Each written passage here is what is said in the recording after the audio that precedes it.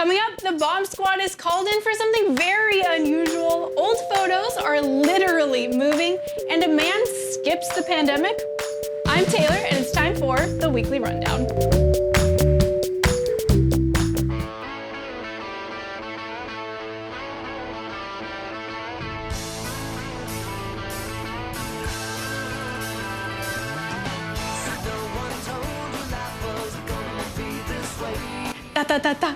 A penguin field trip prompts one of the most popular questions posed by a beloved TV character.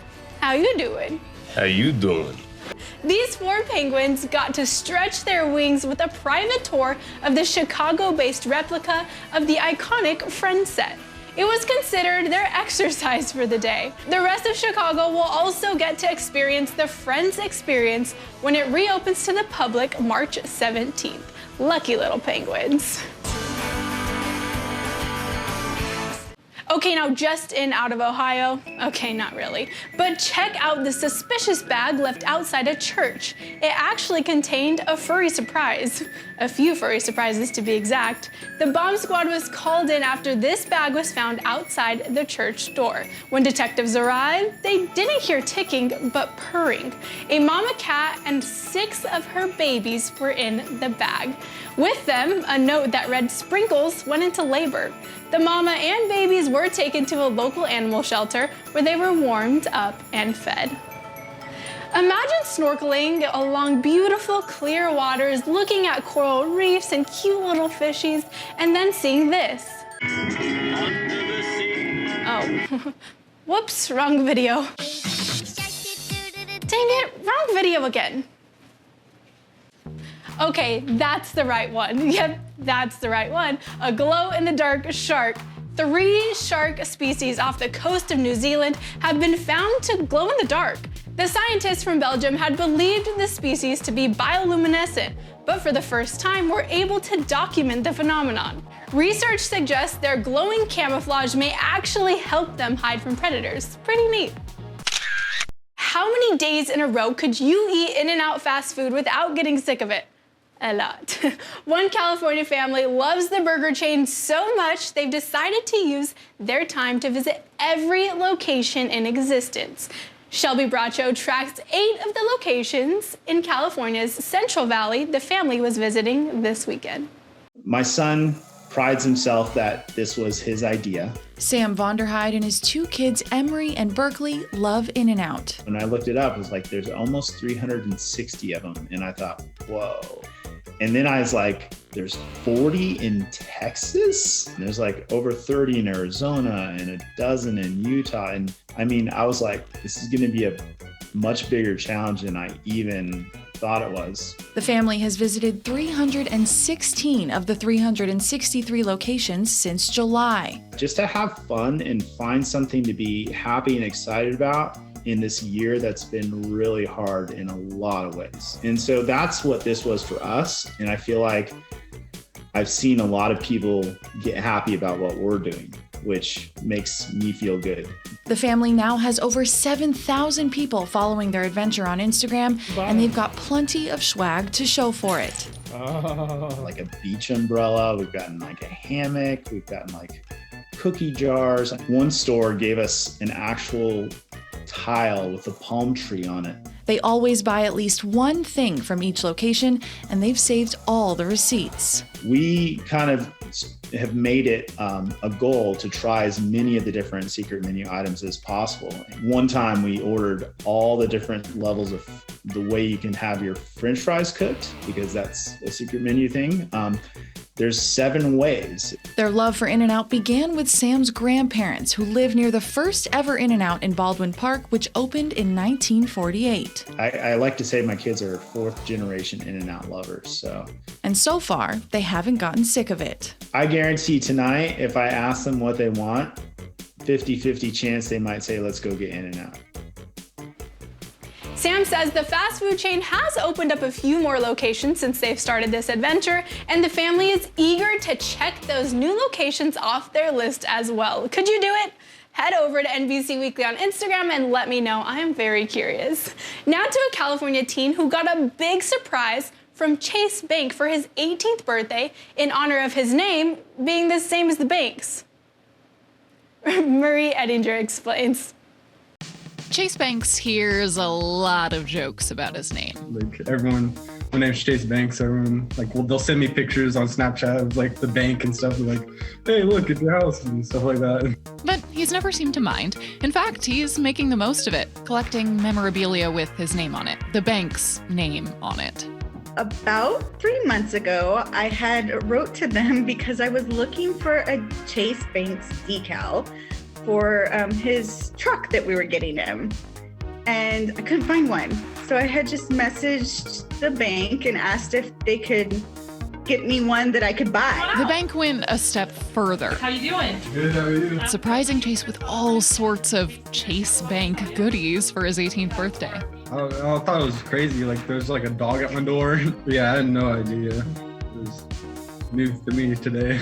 Just getting to be a part of the celebration for him, you know? When you work for the industry that I'm in, you're constantly connecting with people and their personal lives. And so getting to be a part of his personal celebration just was an honor for me. This is Chase's senior year, spending it away from school, away from friends, not getting to play baseball like he's used to. It's been rough. The visit made the year more memorable, this time for a good reason. It definitely brightened up. It made my whole year basically. It was very unexpected and different for this time. It was very nice.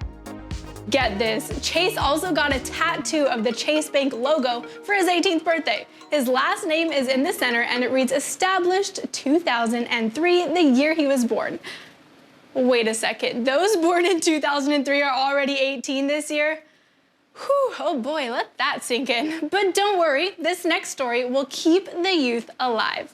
So you know how a lot of times when you walk into a hole-in-the-wall coffee shop, it's decorated very uniquely? It's like a coffee shop norm. Usually it's professional art, but the art on one Colorado cafe was done by someone who hasn't quite made it big yet. Katie Eastman has more. For a 4-year-old growing up in a pandemic, life looks a lot like this. Hundreds, at least. Hundreds of walks, sometimes runs, when Alice Calvert sees a camera coming. Alice is used to being on the other side of the lens. Her parents got her a camera when she was 3. And then she took to it so much that we got her a normal digital camera. And she just kept taking pictures. A perspective of the pandemic, often at the level of other people's knees. I think it'll be really cool to be able to look back, even on the pictures that, can be a little bit embarrassing at times, right? Of the more than 3,000 photos she's taken in a year, the best are displayed at the French Press coffee shop in Congress Park. The show is called Alice in COVID Land. They're very cute. Some are in focus, others, who knows? But that's the beauty of it. Hey, there's a rainbow flag. Yeah. She clicks when she feels moved. Ooh, rainbowy. And moves on quite quickly. Take pictures of swings. In this era of everything is polished and everything is looked at and kind of curated before it's put online and all this other stuff, it's Yeah? she just takes a picture how she sees it and puts down the camera and forgets that she even did it, right? Years from now, Alice might not remember how this year looked to her. So her pictures will tell the story she can't. She's precious, and I think she's gonna catch a lot more amazing things in her life. I told you that story would revive the youth in you. Sticking with that, pictures are worth 1,000 words, right? But what if they start moving? Dun, dun, dun! I'll explain this after the break. And no, I don't mean videos, you dorks.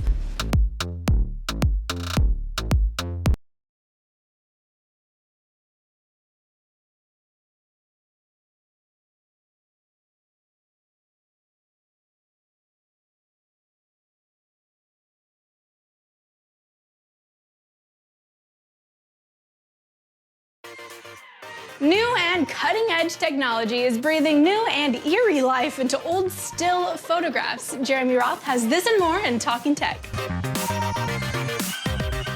Genealogy company MyHeritage has debuted a new online tool that is the talk of the Twisted Tech town. The technology, called Deep Nostalgia, uses artificial intelligence to animate faces in old photographs, bringing them to bizarre life. The company used old family photographs to show off the tech, along with some famous ones like those of Oscar Wilde and Albert Einstein. I mean, come on, who couldn't use a little more of silly Einstein, am I right?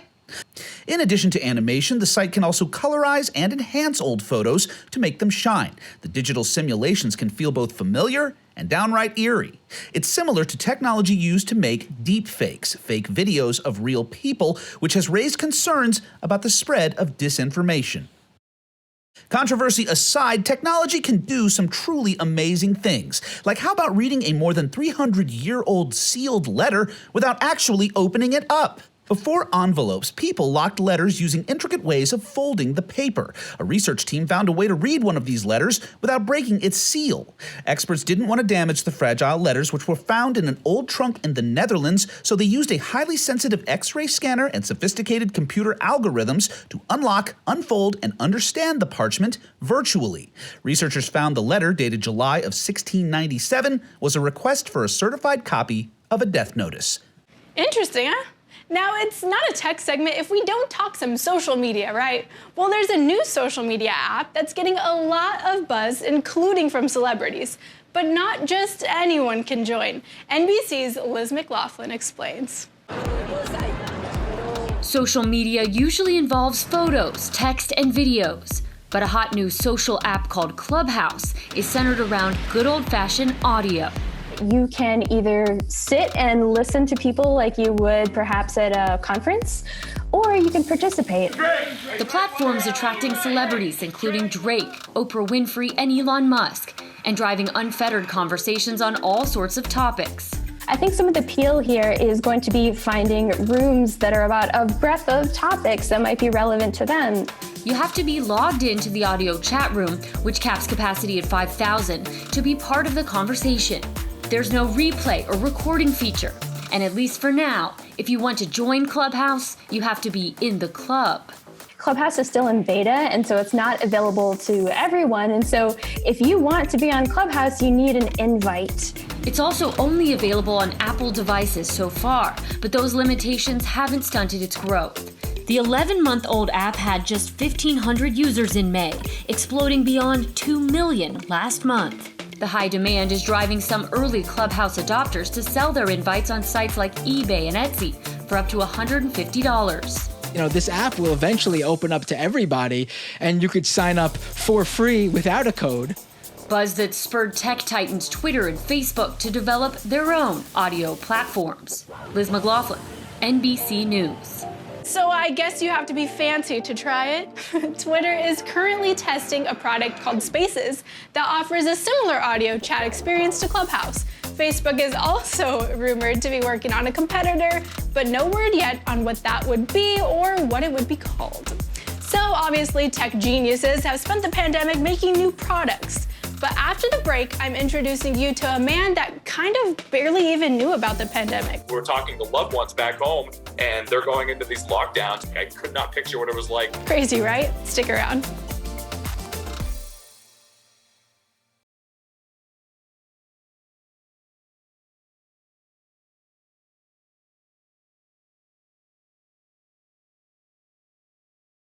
Welcome back to Weekly Rundown. We've all been experiencing the coronavirus pandemic in our own ways, our own homes, and our own bubbles, so to say.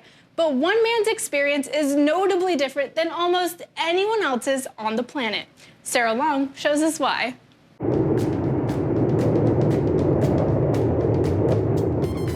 Welcome to South Pole Station, where we are currently breaking a record low. It is 103 below zero out here right now with the wind chill hovering right around 40 below zero. Now let's make some snow. This is not Jeff DeRosa's first time spending winter on the ice. My first time wintering, I thought to myself, there's no way I'm doing this again. And then, you know, time goes by and you have an ability to process it a little more. And so, yeah, I made the decision to go back for winter number 2. In January 2020, DeRosa headed back. 5-hour flight from Christchurch down to McMurdo. And then from McMurdo, it's another 3-hour flight down to the South Pole. With months of darkness at a time, Antarctica is one of the best places to research astronomy. If you're on planet Earth, you're not going to find a place that's more dry and that interferes less with the data that you're trying to collect through a telescope. Jeff's weather observations, taken several times a day, supported the astronomers nearby while also helping to feed the forecast models that are used by meteorologists across the globe. My particular job was looking at the sky and telling people about it, and launching weather balloons and sending that data in for the global climate models. The winter crew was settling in at the same time spring was arriving here in the northern hemisphere. We were on the verge of an unsettling reality as COVID-19 was spreading from continent to continent. In February, COVID was in the news, but no one down there was really thinking about it. Communication with the outside world is limited to a 12-hour period each day. We're talking to loved ones back home, and they're going into these lockdowns. I could not picture what it was like showing up to Shaw's or Hannaford and having to stand in the line before going inside. Everything was just so foreign at that point because you're so disconnected. You were there all the way through December, so you're watching this entire thing unfold. Typically, if you go to the South Pole for a whole entire year, you are the isolated one. And this year was so much different because we were all dialed into what was happening back home. As Maine braced for a winter unlike any we have experienced, Jeff and his cohorts were getting ready to come home. So there was a lot of anxiety running around the station once the station opening started. As leaving time inched closer, the South Pole station manager offered words of encouragement. And we're going home to a new world. We're going home to a world that isn't quite what we left. With a new crew in place, Jeff packs up and heads off the ice in December of 2020. First stop, New Zealand. We were wearing masks off the plane because, we were on restrictions just for the Antarctic program. But the second they let us off at the hotel, life, Sarah, is normal right now in Christchurch, New Zealand. Landing in Los Angeles and flying back home to Portland, reality of life with COVID in our communities was sinking in. This is my second day living in this world with COVID, and so I was following other people's leads. All of you are experts on this thing. I still really have very little experience with. Jeff is now looking forward to spending some time at home, enjoying the Maine summer and some 85 degrees above zero warmth. Can you imagine that? What a story. He might have been away for work, but were you trying to get away for a vacation last year? Did you have to put it on hold? Were you left with a voucher or travel credit? This one's for you, Mom. Our busy Liz McLaughlin has the scoop on making sure those funds don't go to waste. A year after the pandemic upended the travel industry and canceled flights, Americans with vouchers could be racing the clock, but the first step is to read the fine print on that expiration date. Because on some vouchers, it might refer to the date when you have to make a booking by, but on other vouchers, it might refer to the date when you have to travel by. Scott Keys of Scott's Cheap Flights, a discount travel site, says now is the time to read up on the stipulations of that travel credit and perhaps give customer service a call. The airlines have actually been quite flexible with extending your vouchers, but only for people who ask to have them extended. Demand is still recovering, so consumers can take advantage of low prices now, even if you plan to travel later this year. As we get closer to summer months, vaccinations become higher and cases hopefully drop, we can expect prices to increase. And if you do need to change it, many airlines are still waiving change fees for flights booked by the end of the month. What that does for travelers, obviously, is lets you make your travel plans in pencil rather than pen. While you'll have to pay the difference if the fare rises, you'll be able to change dates without an extra fee, and you won't lose the value of your voucher. A potential payoff for a pandemic-delayed vacation. If you decide to change your booking down the road and the flight is actually cheaper in price, be sure to ask your airline for travel credit for the difference. Now go ahead and check that out, and I'll see you after the break.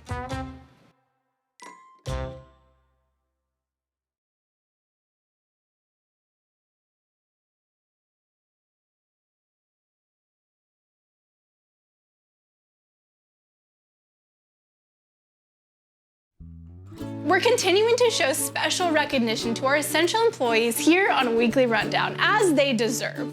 So here's our very own Thalia Hayden introducing you to this week's Essential Employee of the Week. You are our Essential Worker of the Week. This is amazing. Well, thank you so much. I felt so blessed. Hello, I know you think you're here for an award on the Jocelyn Center, but we are really here for you, ma'am. Pam Williams. Pam, you are our Essential Worker of the Week for everything you do for the community. Oh my gosh. That's awesome. Oh, are you serious? Yes. Oh, that's so sweet. Thank you. You're being recognized today. Honda and Toyota of the Desert are giving you $1,000. But in addition, obviously, it's more about the support from your community and the fact that everybody loves you so much for all that you do. Pam, thank you for all that you do. This is well deserved. We heard of everything that you're doing in the community, and it is a blessing to be able to honor you with this. So congratulations. Go enjoy this money. Yes. Pam, your volunteer work is just uplifting for everybody. You do so much for, folks in need and really supporting the Coachella Valley. So really excited for you. So go spend this money and yes. Now everyone says Angels of Service is really what you've stepped behind as far as volunteer work and spearheading, and that's really what you're being recognized for in addition. And I appreciate it. Thank you very much. Congratulations. Thank you. So what were you told you were here for today? I was here for Angels of Service. I believed them. I shouldn't have done that. But anyway, thank you again. I appreciate it. And I wish my parents could be here to see it. But thank you very much. It's always awesome to watch these and just see their reactions. We'll be right back.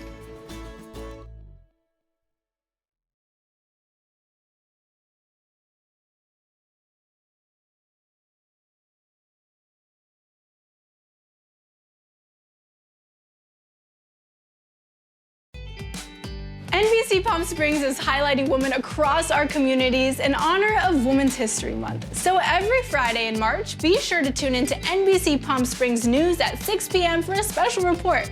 After they air, you can also find them on NBCPalmSprings.com. Until next week, I hope you all have a week full of smiles, and don't forget to connect with me on Instagram at NBC Weekly. I'm ready to hear some in and out responses. Every woman has a story. Every woman has a voice. Every woman has a dream. Every woman has a legacy.